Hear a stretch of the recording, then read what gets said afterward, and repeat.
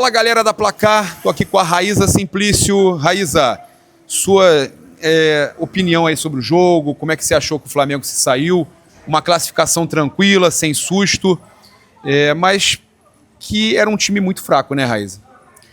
Pois é, Papo, era um time misto, né, do Botafogo da Paraíba, uma equipe que tá brigando para não cair para a Série D, mas o Flamengo entrou em campo, colocou bastante intensidade no início do jogo, conseguiu fazer ali 2, 3 gols logo no início do jogo, isso acabou também ajudando o Flamengo, condicionando o Flamengo. É um time muito mexido, né, vários jogadores tiveram oportunidades hoje. Eu achei que a transição defensiva do Flamengo não estava legal. Eu achei que faltou ali...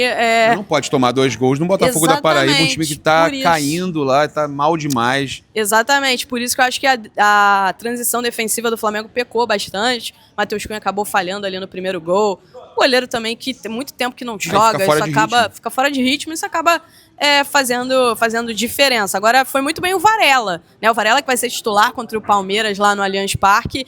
Ele fez um gol, deu uma assistência, né? Na minha opinião, foi talvez ali o melhor jogador em campo com a camisa do Flamengo. Inclusive, o Felipe Luiz elogiou demais o Varela na coletiva de imprensa. Vocês vão acompanhar a coletiva de imprensa aqui.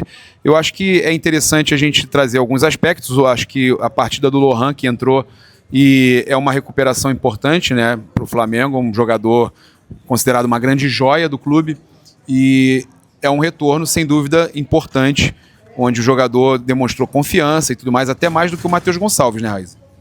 Eu gostei bastante da participação do Lohan, foi uma participação curta, né, mas ele entrou, acho que ele entrou com atitude, quase fez um golaço, uma finalização de fora da área, que é algo raro a gente ver nesse time do Flamengo, mas a finalização dele ainda teve um plus, que foi o seguinte, tinha vários jogadores na frente dele, mas ele fez questão de abrir e tentar a finalização, quase fez um golaço. Acho que o Lohan pode ser uma peça aí que vai ter mais oportunidades. Se o Felipe Luiz diz sempre... Tem qualidade, né? Tem qualidade. Se o Felipe diz sempre que o campo fala, então acho que o Lohan falou hoje no campo que merece realmente mais oportunidades a partir de agora. Exatamente. Aí, Filipinho, tô aqui, né? Mereço oportunidade, fez isso, exatamente. E tal. Enquanto isso, o Matheus Gonçalves... Matheus não foi muito foi bem, um pouco né? pro fim da fila ali, né? Porque tem outros garotos ali, tem Pablo Lúcio, tem outros garotos que estão merecendo muita oportunidade Flamengo, ali. Né? Eu achei que o início do jogo, o Matheus até deu alguns passes interessantes, principalmente viradas de bola. Afobado, né?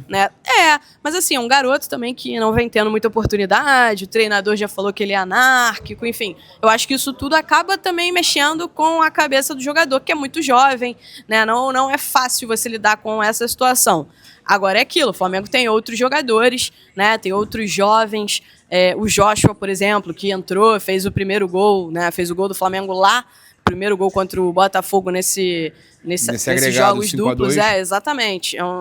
Tem o Alacian também, que quando foi acionado, na minha opinião, foi bem também. Bem demais. Então, tem muitos garotos ali que o Flamengo pode utilizar mais. O Felipe pode, de repente, dar mais João Vitor, né, minutagem. Achei que o João Vitor até fez um jogo interessante, apesar desses problemas defensivos do Flamengo, mas é um zagueiro que tem muito potencial.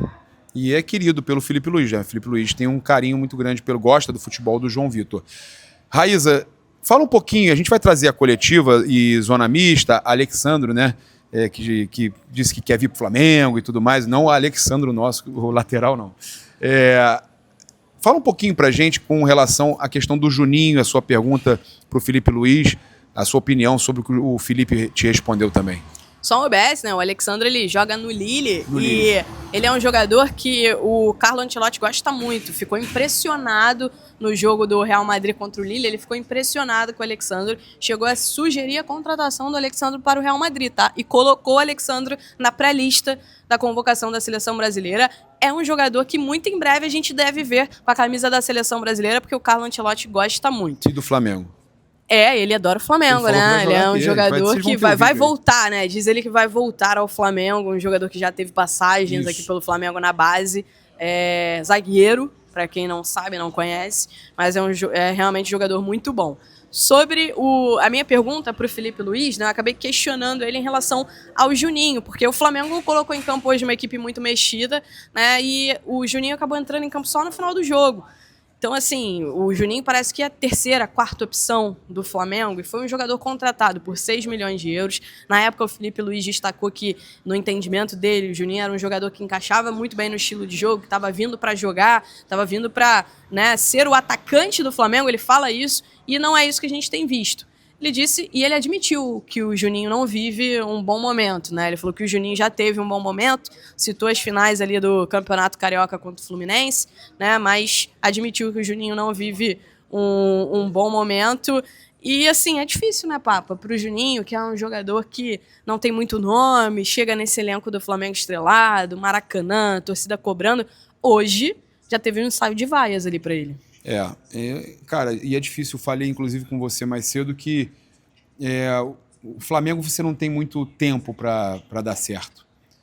Infelizmente, a pressão é grande e você não tem muito tempo para dar certo.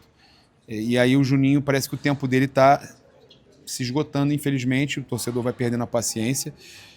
Eu também perguntei ao Felipe com relação à questão dos jogadores que estão batendo recordes de sprint, de quilometragem em campo, ou seja, estão correndo muito, e tentei associar isso a algumas lesões e tudo mais, o que está acontecendo, qual era a leitura do Felipe com relação a esses números que foram apresentados para a imprensa como sendo números bons, né, de recordes. O Flamengo apresentou como recordes.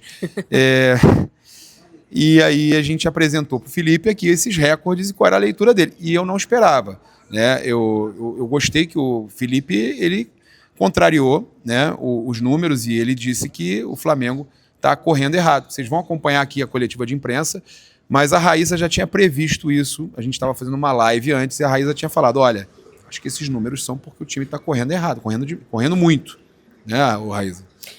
Sem dúvida, Papo, eu gostei bastante da resposta do Felipe e a gente tinha conversado sobre isso antes, a gente estava fazendo uma live lá no teu canal falando sobre isso e eu comentei, né, eu falei, olha, quando o jogador está correndo muito, significa que a coisa não está certa. Eu citei até a questão de lesões, né, que isso poderia significar e explicar o motivo do time parecer tão desgastado como parece nessa altura do campeonato, que ainda está no início, assim, da temporada de verdade, desde que a temporada de verdade começou, né? E tem jogadores que falam, né? No futebol, quem corre é a bola. Então, quanto mais o jogador está correndo, Jorge Jesus falava menos isso. Quanto mais o jogador está correndo, menos a bola está sendo trabalhada, menos o jogo está sendo pensado. Porque correria, você não tem esse tempo de pensar o jogo. Então, a resposta do Felipe foi muito boa. Muito boa. Vamos acompanhar, então, aqui a coletiva, né? Os melhores momentos da coletiva. E também Zona Mista, Alexandro, tem muita coisa para vocês verem. Aqui eu quero convidar você, vou deixar a Raíssa pedir, com todo charme. Raíssa, pede aí. Gente, se inscreva aqui no canal da Placar, a gente tem muito conteúdo bacana para vocês, tem o Placar Aberto, tem as resenhas pós-jogo, tem muita coisa legal realmente, tá vindo a Copa do Mundo dos Clubes aí, a gente vai ter muito conteúdo para vocês também, e claro, deixe seu like aqui no nosso vídeo, que é muito importante o like de vocês, ajuda o nosso conteúdo a chegar em mais e mais pessoas, e ajuda também a gente continuar fazendo conteúdo para vocês, né? Se puder compartilhar nos seus grupos de WhatsApp também, agradeço demais. Jogar na sua comunidade. Onde você puder jogar o nosso link aqui é muito importante. Olha só, então vou deixar com vocês aqui agora a coletiva de imprensa do técnico Felipe Luiz e Zona Mista aqui no Maracanã, após a classificação 5-2 no agregado, Flamengo nas oitavas e pegando uma premiaçãozinha maior já. Felipe, Raíssa Simplício da Gol Brasil e da revista Placar. No início do ano, quando o Flamengo contratou o Juninho, você até numa entrevista coletiva, você falou sobre ele, sobre a chegada dele, que ele tinha características que encaixavam muito com o seu estilo de jogo e que era um jogador que estava chegando para jogar, para, né, ser de repente ali uma opção ao Pedro, o Gabigol tinha saído, enfim. Só que a gente tem visto que o Juninho não tem tido muitos minutos, às vezes entra e não consegue se encaixar muito bem. Eu queria entender como é que está esse processo de adaptação do Juninho, o que tem acontecido com ele, como é que você vê o momento do Juninho no Flamengo? Vejo que os jogadores eles falam no campo e o Juninho já teve momentos aqui bons, fez o gol na final do Campeonato Carioca, entrou, foi importante em alguns jogos. E para mim é isso, o jogador que joga 5 minutos, às vezes ele é mais importante do que o que joga 85, porque ele entra e é capaz de mudar um jogo, de fazer um gol e entrar para a história nos últimos minutos. Então, para mim, não está na quantidade, está na qualidade dos minutos que ele joga. O Juninho, entendo que ele está num período ainda de adaptação, não está na sua melhor, no seu melhor momento, né, eu diria assim, mas estamos aqui para trabalhar, para dar todo o apoio para que ele possa ser o Juninho que a gente espera, que ele espera dele. E enquanto isso, continuar trabalhando e as oportunidades chegarão, e assim que ele falar sempre que, como todos os outros falem no campo, ele vai ter cada vez mais minutos. Felipe, boa noite. Gabriel Reis, canal Paparazzo Rubro Negro, revista Placar. Vou fazer uma colinha aqui, rapidinho, te pedir perdão, que eu estou com umas informações aqui que eu queria te perguntar. O Luiz Araújo percorreu mais de 12,5 quilômetros com 26 sprints realizados e uma velocidade máxima de 33 km por hora.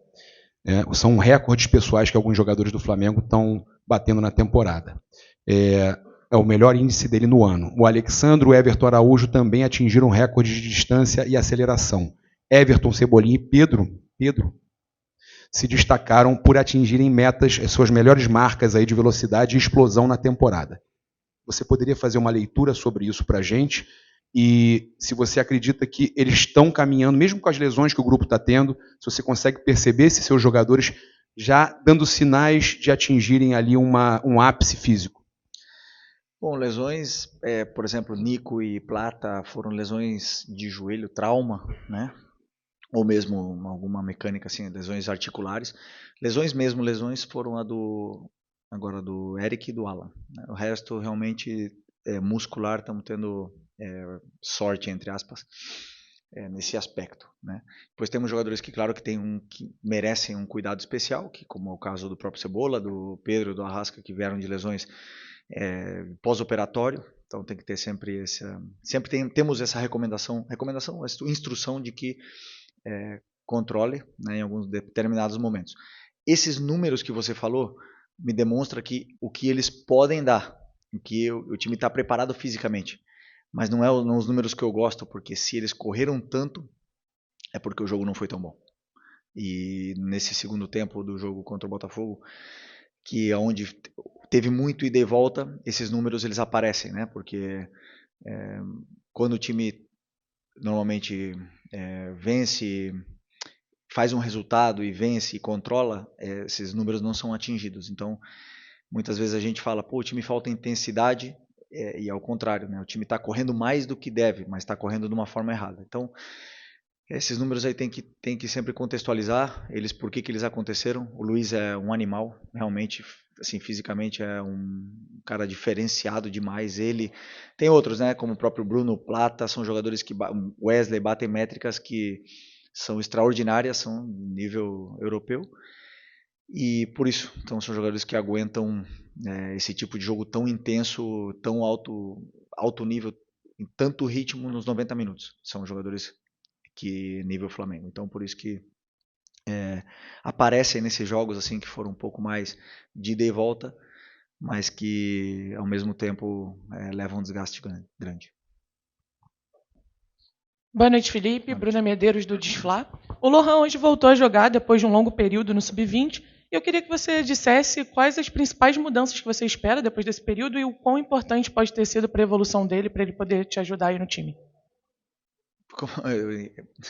Impressionante, né? Mas falei já do Lohan 2 perguntas na outra coletiva e uma antes do jogo, foram 3 no outro jogo, e falo a mesma coisa que eu falo sempre: falem no campo, não importa se tem 16, 17, 36, 37 anos, não me importa, quem tiver melhor vai ter minutos. O Lohan tá muito bem no Sub-20, hoje teve minutos, foi bem, gostei dele no jogo, e ele tem que continuar jogando bem, não pode relaxar. Se ele relaxar um treino, um jogo, eu estou vendo tudo. Então, os jogadores eles falam no campo, e quem é mais regular e está melhor, mais minutos vai ter, e quem não está tão bem, não vai ter tantos minutos. Simples assim. Aqui, Luciana Zogabe, da Rádio Roquete Pinto. O Flamengo hoje, mais uma vez, começou, né, a 220 ali, e conseguiu, né, converter em gols, né, as chances criadas, coisas que em muitos jogos, né, teve volume, mas não conseguiu fazer os gols. Hoje o Flamengo fez, mas em contrapartida também cedeu muitas oportunidades, né, para o adversário. Você já falou um pouquinho até na resposta que deu ali para o Papa, mas queria que você falasse também como é que você viu a equipe hoje em campo e o que dá para tirar disso aí para as próximas partidas.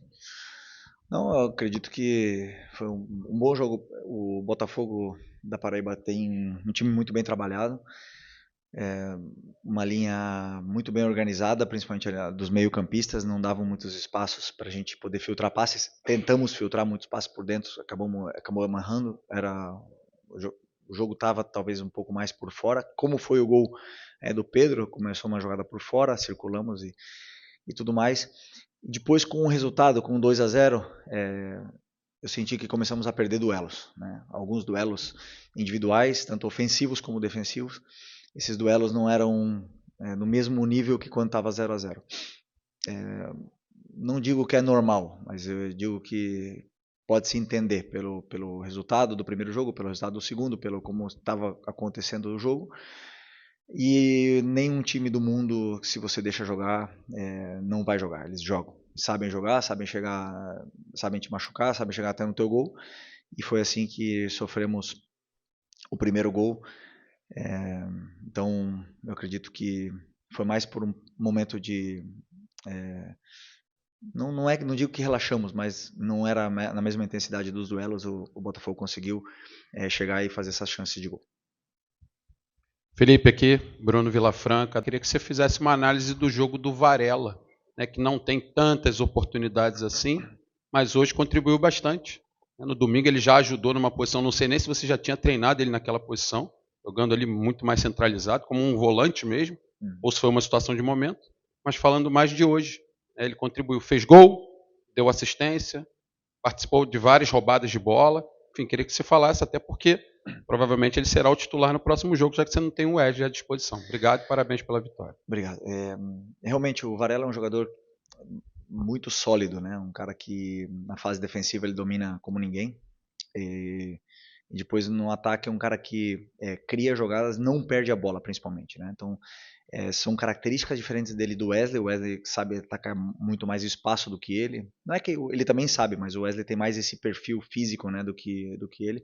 Mas ele tem outro perfil que é mais associativo com os companheiros. É um cara que treina sempre bem, sempre, mesmo quando joga, quando não joga, tá sempre da mesma forma. Um cara importantíssimo para o grupo, para a equipe. É um dos caras mais líderes desse elenco, falando menos, um dos que menos fala, mas é um dos que mais líderes. Todo mundo se espelha nele porque é um líder com atitude e muito importante para mim também. Então, desses jogadores assim que todo treinador gosta de ter no elenco, e não é à toa que tem tanta história na carreira dele.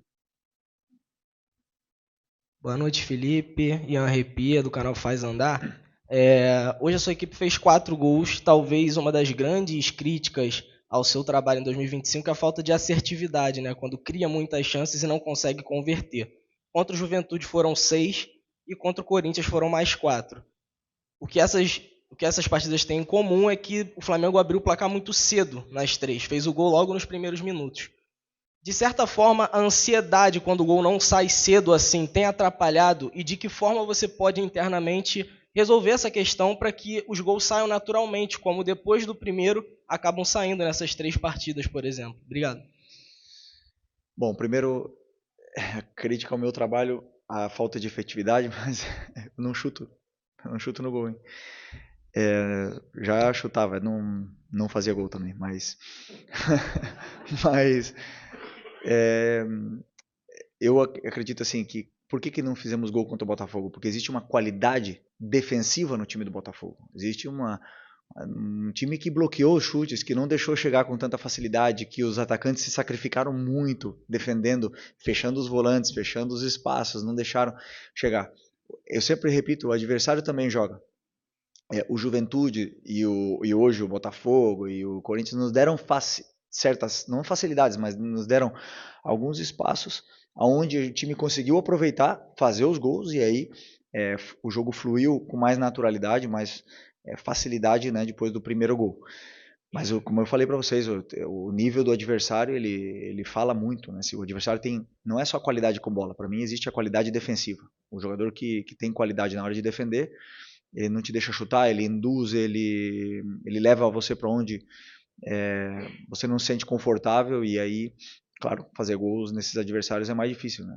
Tem vários times europeus, por exemplo, que são muito sólidos nessa fase defensiva, e aqui no Brasil também temos alguns, e claro, não é tão fácil fazer gol. E ainda mais se às vezes te pega em dias que você não está inspirado, ou não está no melhor momento, ou não está com todos os jogadores que são determinantes no campo, o time acaba não fazendo gols mais do futebol. A única coisa que a gente pode fazer é continuar dando as soluções, os espaços, levando os jogadores até a área, e depois que eles possam encontrar essas soluções e finalizar cada vez melhor, porque treinamos para isso. Fala, Alexandro, você que é cria do Ninho, como é que é voltar pro Maracanã, incrível, dando sorte assim? Incrível, pé quente, né? Tu viu, né? Coisa linda, grande vitória, grande triunfo, agora seguir forte.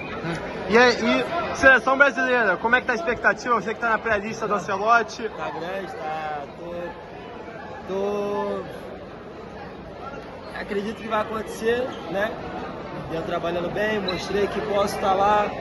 Agora vamos ver, esperar para segunda-feira. Ansioso? Ansioso demais, junto com a minha família. Vamos estar lá assistindo. E vamos lá, torcer por mim aí. Tomara que seja agora, nesse momento.